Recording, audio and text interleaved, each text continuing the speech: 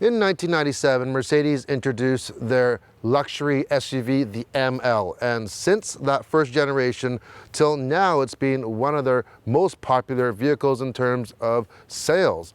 Except now they don't make the ML anymore, because now it's this. It's called the GLE. This is the GLE 450 AMG.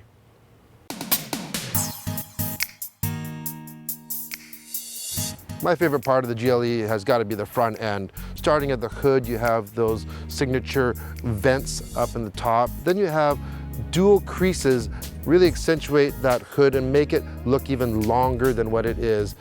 Everything is very proportional. Then you get to the lights. Now, this is where Mercedes really did an amazing job, and they're really good at it.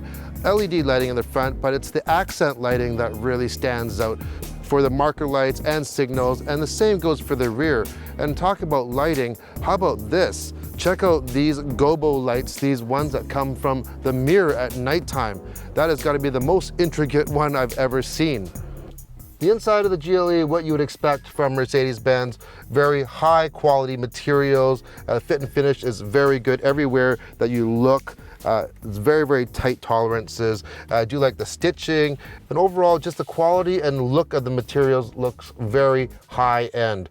In the center you have a tablet style screen, and that's controlled by this little command center. And you can control it with a wheel or kind of a mouse, and you can do different characters as well if you're using different language packs. In the center, your radio and heating controls. And you know, to be honest with you, I have driven quite a few Mercedes products. This system isn't really hard to use, but I have found ones easier than this system, and I'm just saying. As for comfort, power seats in the front with memories. I would prefer a little bit more side bolster for when you're doing some more spirited driving, but they are adequate but very comfortable. In the back, room for 3. I put 2 car seats, 2 large baby car seats in there. It handled that no problem. And what I do like is those ISOFIX connectors to put your car seats in. They're really exposed, they're easy to get at. You don't have to pinch your fingers in through leather to try to connect to them, so that's a big plus. There is ample cargo room for a mid-size SUV. Of course, if you fold the rear seat down, you do get more room. The width in the middle is a little bit more limited though, because it kind of tapers in and back out again. I'm thinking that's probably where the suspension is. Under the hood of this GLE 450 AMG, 3-liter V6 turbocharged engine putting out 362 horsepower and 384 foot-pounds of torque. And even in regular comfort mode, we haven't used the drive selector to go into sport. When you put your foot down, it really moves. It's a very free revving engine, and it feels very light. Makes the whole truck or SUV feel light. Now, one thing I'm not a huge fan of is the sound of it. It doesn't really have, it has a little bit of a raspy, but yeah, it's not really a sound that I would associate with, you know, a nice high performance per se. That power goes through a 9-speed G-tronic transmission, and of course this one has Mercedes-Benz all-wheel drive system 4MATIC.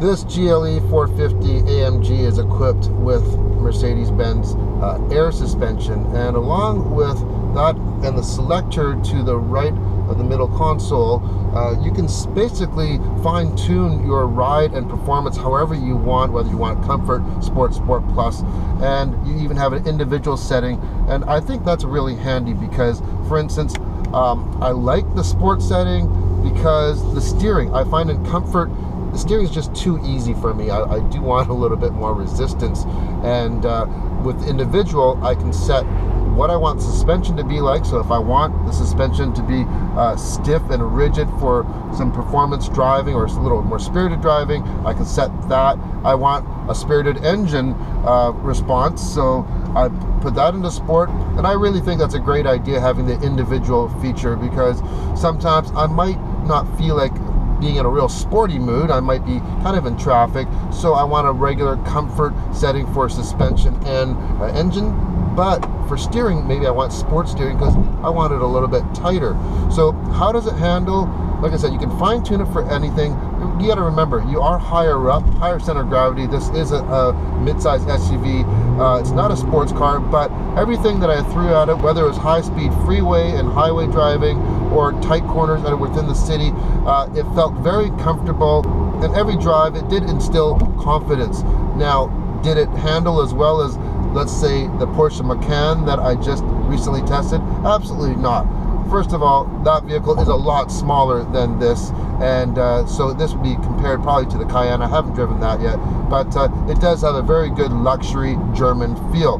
But one thing that I did get a chance to try out, and I've tried this one time before to show people what it's like, is Mercedes-Benz. First of all, they have all sorts of safety features. They're innovators in safety, right down from the beginning of ABS brakes. But recently they have a Distronic Plus, which is their kind of their adaptive radar cruise control. But they've added steering assist, which is what some people call a lane keeping assist system, keeps you within the lanes. But their system, first of all, works at higher speeds and all the way down to a stop, where some systems actually only work over 70K, like Honda's system. So once you have it set, Distronic Plus, it'll maintain that distance and it'll keep you in the lane, and it'll work for about 15 to 20 seconds before you have to put your hands back on the wheel. Is it autonomous driving? Are you supposed to do that? Absolutely not. But what it really is handy for, I was stuck in traffic and I turned it on, and under 30 kilometers an hour, there is no need, it won't tell you to put your hands back on the wheel. You can go indefinitely for if you're under 30K.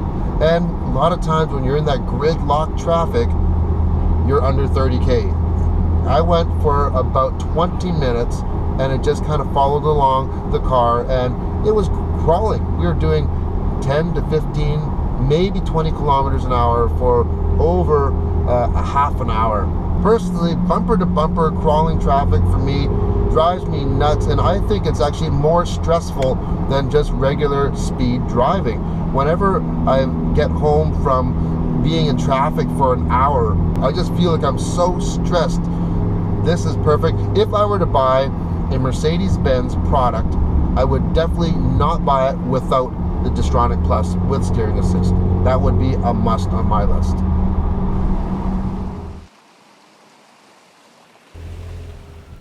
Some of you might be familiar with a feature called auto hold. You'd find it like in BMWs, even some Volkswagens, where you would hit the switch, and in conjunction with the electronic parking brake, when you come to a stop, what happens is you can let your foot off the brake. And I'm a huge fan of that. I had that in 2 of the X3s that I owned, and it's just nice to pull up behind a car in traffic and you just take your foot off. Now, that one you have to turn on and off, and sometimes you need to turn it off because you might be making a left turn into an intersection. You're halfway into the intersection and you want to roll. You don't want it to stop on you, and it'll stop. So you turn it off. So what Mercedes has is they've got the same kind of brake hold, except when you come to a stop, you have the option, because I'm just going to stop, pull over here, I'm going to stop. Now, just like any regular car, I would just go and hit the gas, and anyways, if I let go of the brake, I'm going to roll as well. But if I hold and push down a little bit, a little symbol says hold, and now you have brake hold. So you basically have that auto hold feature on demand. If you're looking for a mid-size SUV, this GLE has everything you're looking for. You have different power plant options, from thrifty all the way to high horsepower. You have great handling with that 4MATIC all-wheel drive and that suspension. And then of course, luxury. You can outfit this GLE however you want. Going forward, I don't think this GLE will have any problem maintaining the tradition that ML has set for so many years.